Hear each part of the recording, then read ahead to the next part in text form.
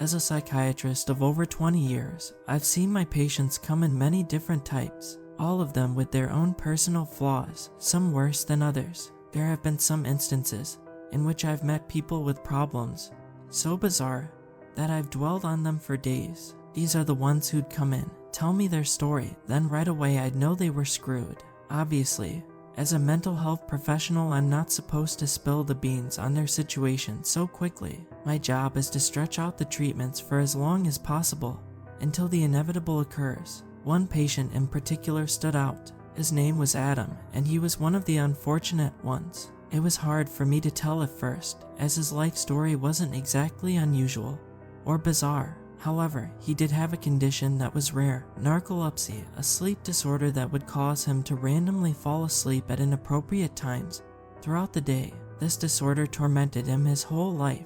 It caused problems throughout his childhood, and he had trouble holding down a job later on. Despite this, he managed to find a wife that would stick by his side and assist him. She had a well-paying job as a nurse while he collected disability checks due to his ailment and inability to work. Other than being his lover, she was also a great caretaker. His wife was the best thing to happen to him. Before she came along, he had spent many years alone, confined to the dark and silent shadows of his home. Unfortunately, Adam had to return to the shadows as his wife went missing 10 years ago. Apparently, it took a great toll on him. As if dealing with his narcolepsy wasn't bad enough, he soon fell into a deep depression and went days without eating. His sleep habits grew even worse, and he developed insomnia. Months after his wife went missing, Adam made his first appointment with me. When meeting him, I got a strong impression of a shy and timid middle-aged man. He failed to make eye contact with me. He wouldn't stop looking at the ground and staring off into the space beside him during every pause in our conversation. From then on, Adam has been seeing me on the regular, and over time we both kind of formed a bond. Compared to my other patients, I was invested in Adam's life and progress the most, and really looked forward to seeing him every week. I'll admit, after a few years I started to consider Adam as a part of my life, an acquaintance, but we had to meet later in the day, sometimes at night. Technically my office closed at 6, but I didn't mind making an exception for Adam and allowing him to come in an hour later past closing time. His narcolepsy wouldn't allow the appointments to be worth it if they started too early, so we used his insomnia as leverage for our sessions, although he'd still randomly fall out on me from time to time. But for the most part, it would work out. The first time the strangest thing happened was when Adam was in my office, as usual, during one of our sessions. "You've still been using your journal?" I asked him. Adam sat across from me on the other side of the coffee table that separated us. He slouched forward and rested his head on both his hands, staring at the carpet below him. He didn't seem to be all the way there at the moment. "Adam," he snapped out of it, then looked me in the eye. "Why, yes, I actually have," he replied. About 2 years ago, I gave Adam the task of jotting down his thoughts and feelings in his own personal journal. He told me it was a great way of venting expressions of himself that only he could see. "Have you met any new friends or acquaintances to occupy your time?" Adam shook his head. No surprise here. I would ask him this question every month or so. As expected, I'd always get the same answer. During the past 10 years, Adam hadn't put much effort into meeting new people, as he rarely left the house for social gatherings. Outside of other personal occasions, the only time he stepped foot out of his house was for our sessions. "I have been going to some bars and late-night comedy shows," he said. I paused, then raised an eyebrow before grinning. "That's great. You go by yourself?" He nodded. "But I don't meet anyone when I go. At the bar I usually just sit and drink alone, just to get out. And I find the comedy shows to be so enjoyable I often forget that I'm alone," Adam explained. "It's all good. You're finally starting to progress in this area. We're just taking one step at a time." I wrote down some things in my own journal and was about to ask him another question, but when I glanced up I was met with Adam staring off into space. He was just staring at me, or so it appeared. I smiled, then leaned forward, waving my hands in front of his eyes. "Adam," no response. I did that a few more times, but nothing changed. Even after standing out of my chair and walking around him to get a reaction, Every now and then Adam's narcoleptic behavior would surface, but he'd fall asleep for seconds then be right back with me in no time. This is the first time he just zoned out like this. "Hey Adam, what's going on?" I said, his blank expression scrunched up into a face of sadness. Then his eyes began to water. "I'm sorry, Sasha," he cried as tears streamed down his cheeks. His wife, "I don't think I can do this with you gone," he continued, speaking to no one in particular. The tear streams on his face grew heavier. "Now I just need you to do one thing. Forgive me," Adam sobbed. "Adam," I exclaimed, saying his name did no good. It was obvious he wasn't even present. "Forgive me. Come on, Adam, get back with me now," I begged. "Forgive me, Adam, forgive me." After repeatedly shouting those two words, for the next 10 seconds or so, Adam abruptly stopped, then blinked 2 or 3 times. Before glancing around the room, he stiffened when our eyes met again. I was startled, and I figured he could tell by my heavy breaths. My heart was racing. "What?" he muttered. "Did I fall out on you again?" I nodded. "Very," I replied. After that episode, I ended our session and sent Adam on his way, not bothering to tell him about the outburst. I wasn't sure if he was even aware himself.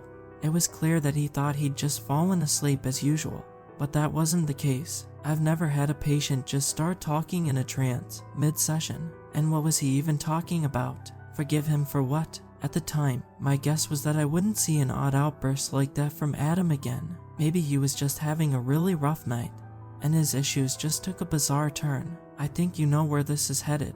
10 minutes before our next session the following week, I sat in my office filling out paperwork, waiting for Adam to walk in at any minute. As usual, it was about an hour past closing time.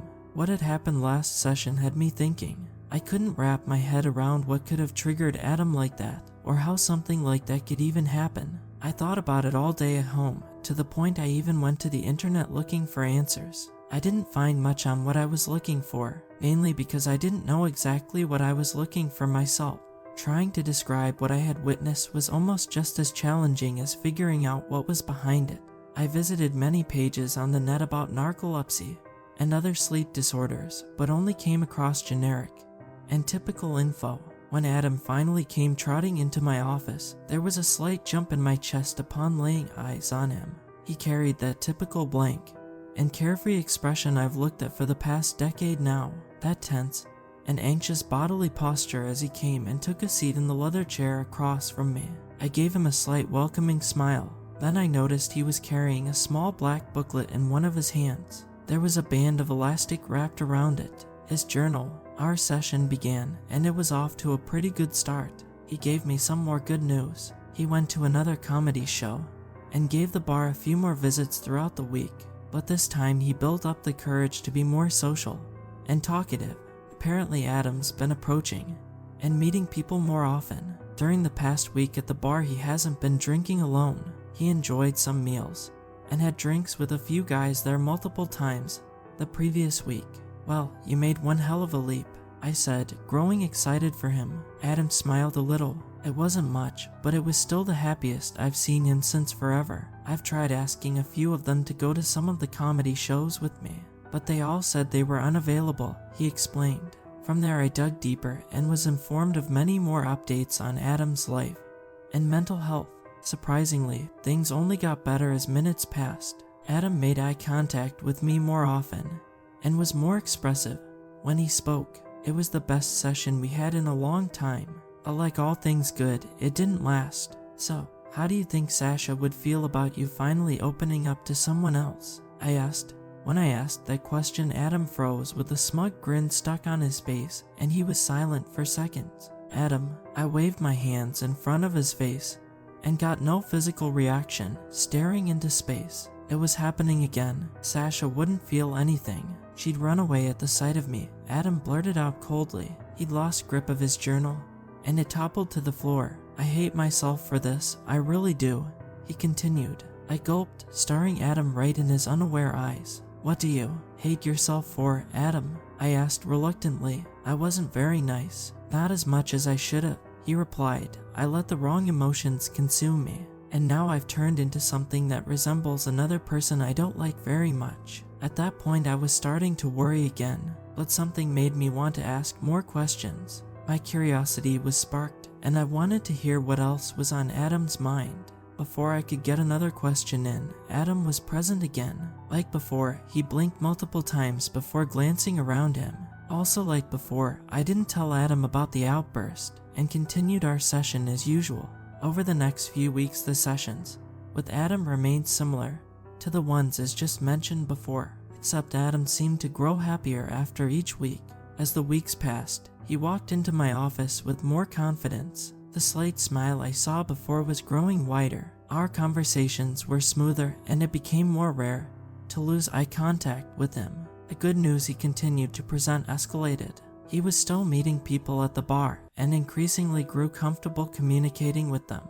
They were starting to feel more like friends, something he hasn't really had since high school. He even started talking to a woman regularly and eventually managed to get her number, but he still complained of not being able to contact her outside the bar, as anytime he called or texted her he wouldn't get a response. He also seemed to have trouble getting any of them to go to the comedy shows with him. Other than some small misfortunes, Adam claimed that his life was finally getting better, but his random outbursts said otherwise. Despite the fact that the sessions were overall drastically better after so many years, there were still moments when Adam would stop responding to my questions and give me that 100-yard stare. Every time this happened, I knew the comfort of the session was about to be sucked away. Surprisingly, it became easy to get comfortable with Adam's outbursts. He started out pretty subtle and innocent with the things he was saying. At first, he'd tell me about small random things from his childhood. He told me about his dog he was gifted at 6 years old, and how he named him Toby. Toby was his first best friend, and would be waiting for him in the driveway every day. When he got off the bus, Toby had to be put down 2 years later. The only real friend I've ever had was taken away early. Adam sobbed. He was crying hard as he told me this. One week, Adam shared his experience as a member of his baseball team in middle school. Wasn't that great of a player and was benched for the majority of games. But when I hit that home run for the first time and got the win for the team, man, everyone was proud of me. Adam boasted, laughing joyfully. I heard more random things about his childhood, even the small and insignificant moments, like when he was caught staring out the window several times in the middle of class and the other students laughed at him when the teacher called him out. At other times, he'd mention a name, someone by the name of Kettle Cooker. I heard a joke from old Kettle Cooker, and it was funny as hell. Adam would say he'd suddenly just mention this person randomly, but never tell me exactly who it was. If I tried to ask about this person, he always changed the subject. I'd try to ask Adam questions while he was in his trance. Sometimes I'd get good responses, as if he was actually fully aware. But most of the time, anything I said wouldn't reach him, and he'd continue rambling. As more weeks passed, I still hadn't told Adam about what he was doing. I wasn't sure if he'd still want to keep coming if he found out he was spewing out facts about his life on a subconscious level. The more curious part of me wanted to see how far things would go. If only I wasn't so nosy. Adam's subconscious path down memory lane took a dark turn. The decent memories of Adam's childhood that was once a breeze to sit back and listen to soon sent chills throughout me. Adam informed me that the first signs of his narcolepsy occurred in 6th grade, and he frequently fell asleep in class. His father was very impatient and aggressive, and having to deal with Adam's ailment made him no happier. His father would shout and yell at him in frustration anytime he randomly fell asleep at home, and beat him down if his teacher called and said he dozed off in class. The bastard knew I had a sleep disorder, but he'd still beat my ass anyway. Adam once shouted in a rage. Apparently that's when he started to hate his dad, and he's felt that way about him all throughout childhood.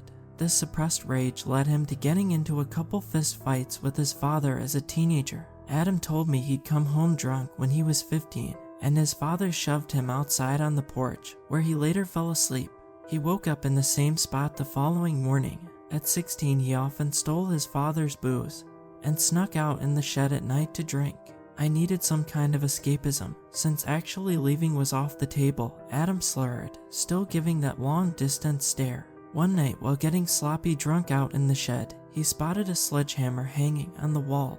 The thought of going into his father's bedroom with it crossed his mind.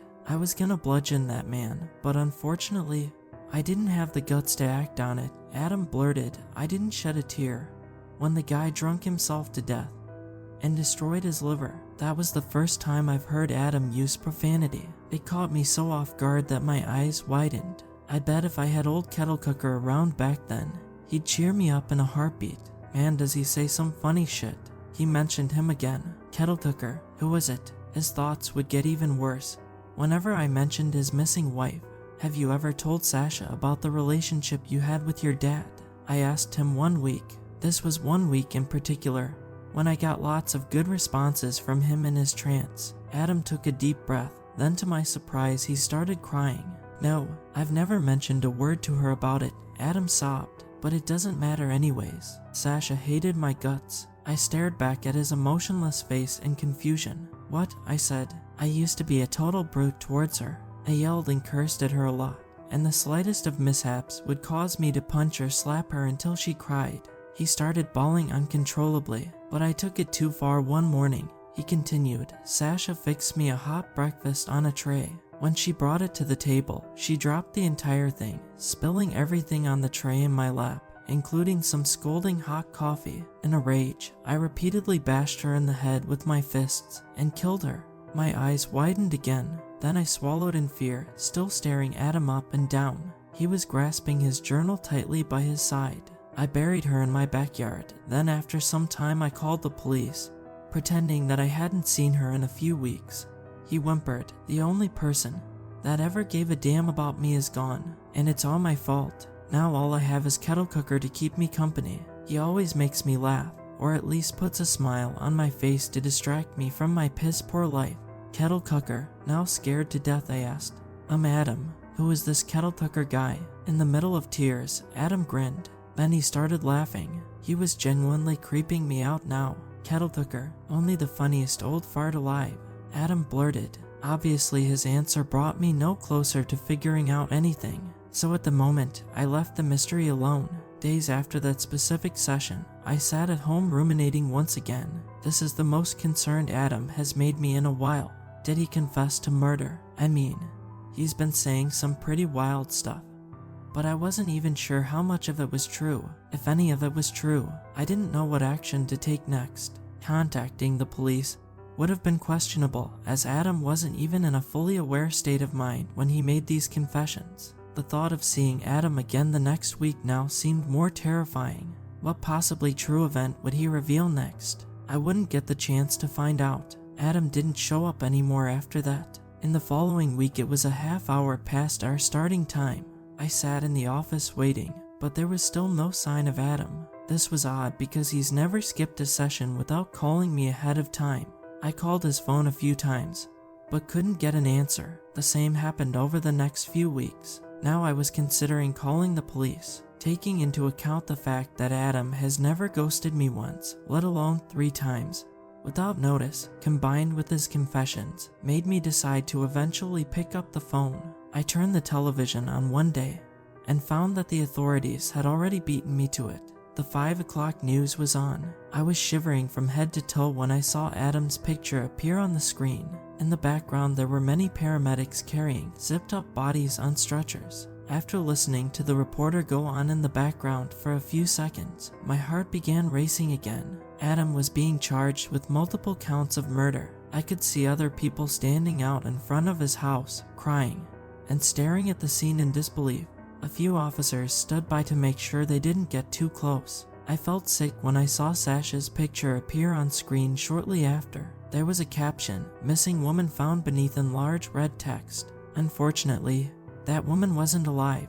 Then another picture appeared on screen of an older man with some gray hair. Strangely, this person was found alive, tied up and bound in Adam's basement.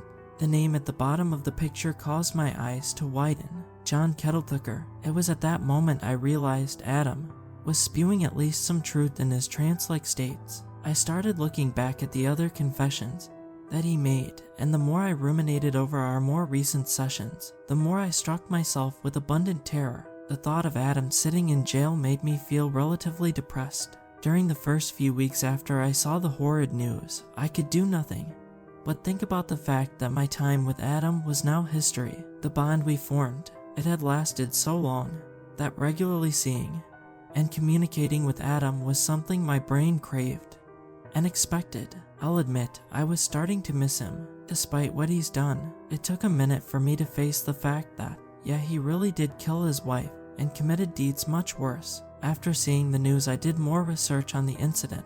As more time passed, more details and info made its way out to the public. Turns out Adam's life wasn't improving like he tried to make it out to be. Adam actually was opening up and talking to people more, just as he claimed. However, his interactions were very awkward and reeked with timidness. According to the many interviews I saw with people who regularly visited the same bar Adam did, they had meals with Adam and often did hold conversations with him. But many of the interviewees admitted that it was all out of pity and sympathy, as Adam's lack of confidence was obvious. Adam's failure at creating a social life was internally making his feelings of loneliness worse, while also building up frustration and rage. Some recorded interviews with Adam himself revealed that his new way of dealing with this loneliness and frustration was to kidnap and hold some of the people he met at the bar captive. Adam made some real confessions during his interview, explaining how he lured his victims out to his car before using chloroform to knock them unconscious. Then he'd take them to his house and tie them up in his basement. Oddly enough, the reason he gave for doing this was to simply find someone to keep him company. He kept them in his basement and pretty much forced them to be his buddy. He'd hold conversations with them for hours, spending most of his days in the basement communicating with total strangers. His victims were forced to watch TV with him, and he even cooked meals and brought them food. If Adam found his victim to be boring, or in Adam's words, bad company, he got rid of them right away. This was done by bludgeoning them to death with a sledgehammer before burying them right next to his dead wife in the backyard. The same hammer I almost killed my father with, Adam said in an interview. Some of the bodies were discovered with terribly fractured skulls or large pieces of their cranium totally missing. He kept each person for about a week before killing them off and moving on to the next one. Adam did this until he came across the older gentleman I saw on the television earlier, John Kettle Cucker. He was the comedian that performed at the comedy shows Adam often attended. After one of the shows, Adam wanted to personally speak to John. Adam met with John out by his car. After some friendly verbal exchange, John was of course chloroformed. Unlike Adam's other victims, Kettle Cucker was held captive for weeks. His talent at making people laugh is what ultimately saved his life. The only reason Adam found John to be good company was because he enjoyed hearing his jokes for hours on end. Other than his own life, he also saved countless others, as Adam would have alternatively picked off John and continued taking the lives of many more on his quest to capture the best one. For months going on, I got a taste of what Adam has felt his whole life. Soon I was depressed and couldn't help but to constantly think about Adam, how he's doing in prison, whether or not he feels remorse for his deeds. As he thought of me, the idea of visiting Adam in prison even crossed my mind, but I knew that would be pushing it. I had to remind myself that he's my ex-patient, not family or a friend. I had to move on and stop spending the end of every day in my office looking back at the version of Adam who was wearing a mask of someone he wasn't. While slouched up in the chair of my office one evening, I just so happened to see something stuck between the pillows of the sofa in front of me. Adam's journal. I realized that it's been there for some time now, ever since Adam last came in. I didn't plan on cracking it open and wandering into Adam's mind anytime soon. Not that I wasn't curious, it's just the fact that only God knows what madness lies inside.